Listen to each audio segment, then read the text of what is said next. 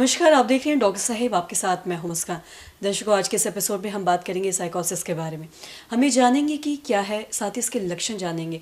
अगर ऐसा किसी को होता है कि हर चीज़ में शक करना या फिर हमेशा चिड़चिड़ा रहना या बात बात पे गुस्सा आ जाना या फिर चीखना चिल्लाना, अगर कोई ऐसा करता है तो हो सकता है ये किसी बीमारी का कारण हो सकता है। आज हम इसी पे खास बातचीत करेंगे और जानेंगे कि साइकोसिस क्या है और इसके लक्षण क्या है, कैसे लोग समझ सकते हैं।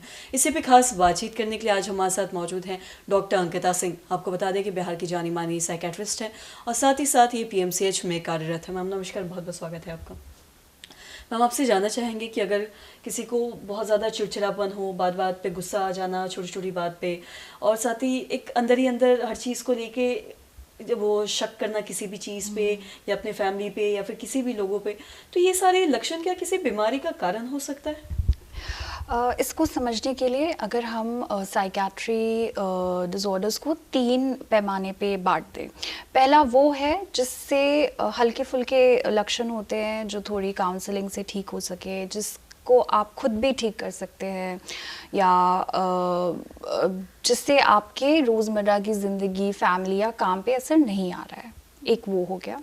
एक हुआ जिसमें एंजाइटी, डिप्रेशन, ये सारी की तरह की बीमारियां आती हैं। और तीसरा जो है वो बहुत ही सिवियर साइकेट्रिक एलिमेंट्स जिसमें आते हैं, जिसमें से साइकोसिस एक टर्म है।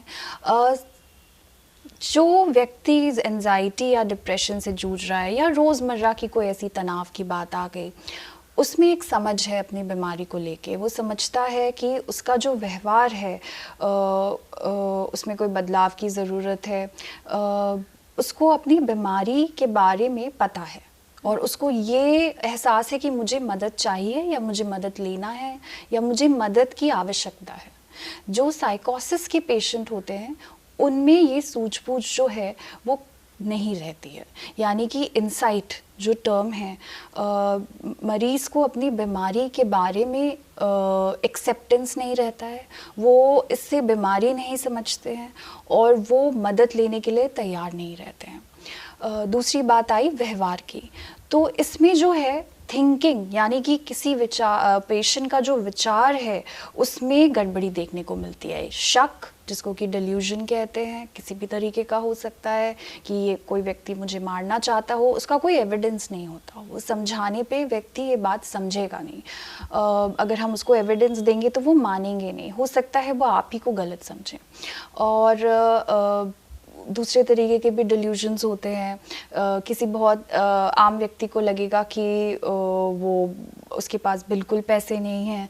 कुछ ग्रैंडियर डिल्यूजन्स होते हैं जिसमें मरीज़ को लग सकता है कि वो बहुत ही ज़्यादा हो सकता है उसको लगे कि वो भगवान का ही कोई अवतार है। ये सारी चीज़ें जो होती है ये डिल्यूजन कही जाती है। इसके अलावा एक बहुत ही सीरियस सिम्टम होता है हैलुसिनेशन। हैलुसिनेशन जो होता है उसमें आपके जो सेंसेस हैं, 5 सेंसेस जो कहते हैं, वो इफ़ेक्टेड होते हैं। या तो आवाज़ें सुनाई दे सकती हैं, या तो टच फील हो सकता है, कोई टेस्ट आ सकता है, कोई एहसास हो सकता है। ये सारी चीज़ें जो हैं, फॉल्स परसेप्शन होता है, ये सच में ऐसे नहीं होता है, लेकिन मरीज़ के लिए वो एक रियलिटी है। तो जब ये सारी चीज़ें उसके साथ हो रही होती हैं तो एग्रेशन एक तरीके का सिम्टम के तौर पे उभर के जो है फैमिली के सामने आ सकता है। एग्रेशन के पीछे की वजह को समझना रहता है। कई बार आप ऐसे पेशेंट्स को देखते हैं जो अपना रख रखाव पहले बिल्कुल ठीक थे, फिर कुछ समय के बाद उनका रख रखाव बिल्कुल ख़राब हो जाता है, नहाते नहीं हैं, कपड़े ठीक से नहीं पहनते हैं, अलग अलग रहते हैं। मन में बोलना, मुस्कुराना, ये एक चीज़ है जो फैमिली नोटिस करती है, सेल्फ मटरिंग, सेल्फ स्माइलिंग। और जब हम मरीज़ों से बात करते हैं तो फिर हिस्ट्री में निकल के आता है कि अच्छा उसको हैलुसिनेशन हो रहा है, और ये सब की वजह से पेशेंट्स जो हैं एग्रेसिव हो सकते हैं।